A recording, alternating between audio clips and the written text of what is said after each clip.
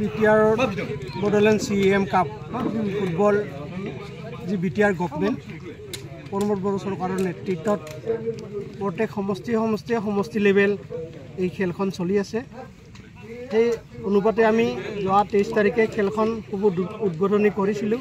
আহি আজি 26 তাৰিখ চূড়ান্ত খেল, আৰু এই চূড়ান্ত খেলত বৰলাওগাঁও VCDC আৰু ডাঙাইগাঁও দেৱানপাৰা VCDCৰ মাজত অনুষ্ঠিত হৈছিল। বৰলাওগাঁও VCDCয়ে আজিৰ খেলত প্ৰথম স্থান দখল কৰিছে আৰু দেৱানপাৰা VCDCয়ে দ্বিতীয় স্থান দখল কৰিছে।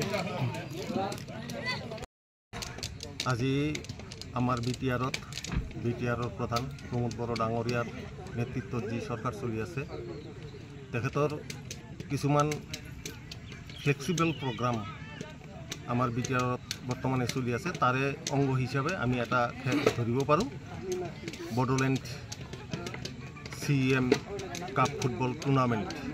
এই টুৰ্ণামেণ্টটো আজি গোটেই BTCত 40টা সমষ্টিতে অনুষ্ঠিত হৈ আছে। আমাৰ এইখন থুৰিবাৰী সমষ্টিত প্ৰত্যেকটা VCDCতে গাঁৱৰ পৰা আমাৰ যুৱসকলে খেলুৱৈসকলে আহি খেলত অংশগ্ৰহণ কৰিছিল।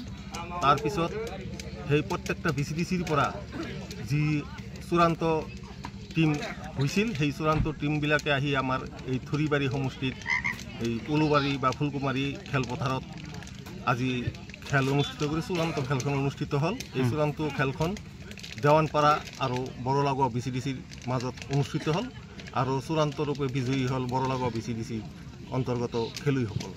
যিয়ে নহওক, ঠিক এইদৰে ইয়াৰ পিছত আমাৰ এই 40টা সমষ্টিৰ পৰাই খেলুৱৈসকল গৈ BTR ভিত্তিত এখন খেল অনুষ্ঠিত হ'ব। তাৰ পৰা আমাৰ খেলুৱৈসকলে হয়তো চেম্পিয়ন হ'ব, ৰানাৰ্ছ আপ হ'ব, আৰু খেলৰ এটা প্ৰচাৰ বৃদ্ধি কৰিব।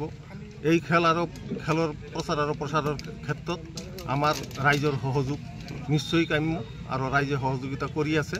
আৰু আমাৰ বিভিন্ন অঞ্চলৰ পৰা যি খেলুৱৈসকল সৃষ্টি হ'ব, তেওঁলোকৰ ভৱিষ্যত যাতে ভাল হয়, আৰু ভৱিষ্যতে যাতে তেওঁলোকে ৰাজ্যিক পৰ্যায় বা ৰাষ্ট্ৰীয় পৰ্যায়ত খেলুৱৈ হিচাপে উত্তীৰ্ণ হ'ব পাৰে, তাৰ কামনা কৰিছোঁ।